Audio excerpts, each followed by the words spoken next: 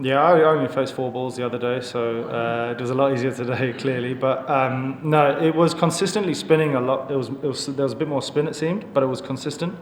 I think the other day it was slightly inconsistent bounce as well as turn, so it was obviously far lower scoring.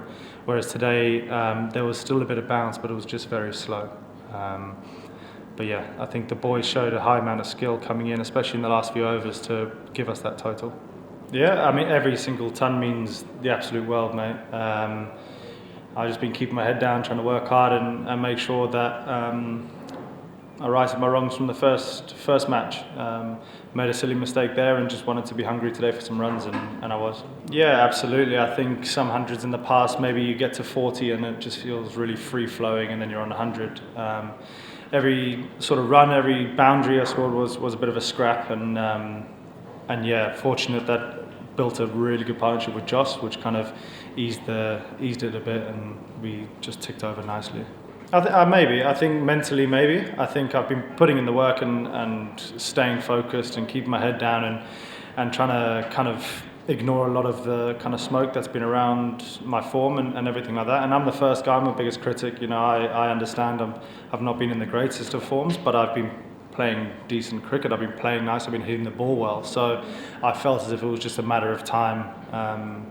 South Africa obviously was a big weight off my shoulders, but then today to come in with a completely different skill set was very pleasing. Yeah, and I realised that very quickly once I stuck that one up in the air to mid-on in the first game, and watched Malin and the way he went about his innings. I quickly realised probably stuff that I already knew, but it was kind of like a reminder to switch on, pull my head in, and just kind of bat some time. Yeah, I think when you've got that amount of, when you've played that amount of cricket, you're that experienced. I think no matter what happens, even leading up to when you bowl your first ball, you've got the backing that you know that you're going to be okay, because you've played that much cricket that no matter what's happened, you're going to be okay.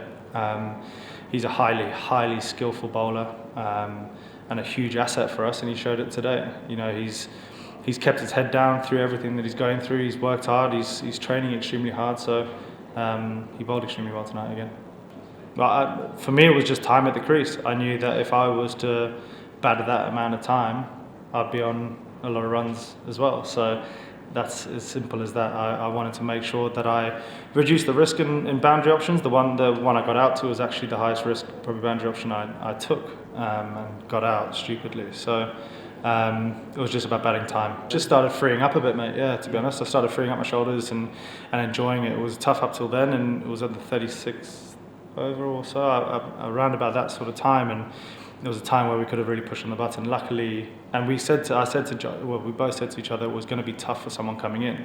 Luckily, it wasn't. You know, the guys came in with their skills and smacked it everywhere. So that was fortunate, but in the future, it would be nice to kind of see it through to 45, 46 overs, you know what I mean? So, slightly frustrated, but I mean, at the same time, I think when you get a good ball, after my 100 and stuff, the second ODI, I was just saying to Joss, I got out to Lungi, nip back, and I walked off. I was like, you know what, like, whatever. I've prepared, I've done everything I can do, and I've just got out. That's just the way it goes. And so those times do happen, but it's just making sure that I'm putting in the right preparation to let myself succeed. That's the most important thing for me.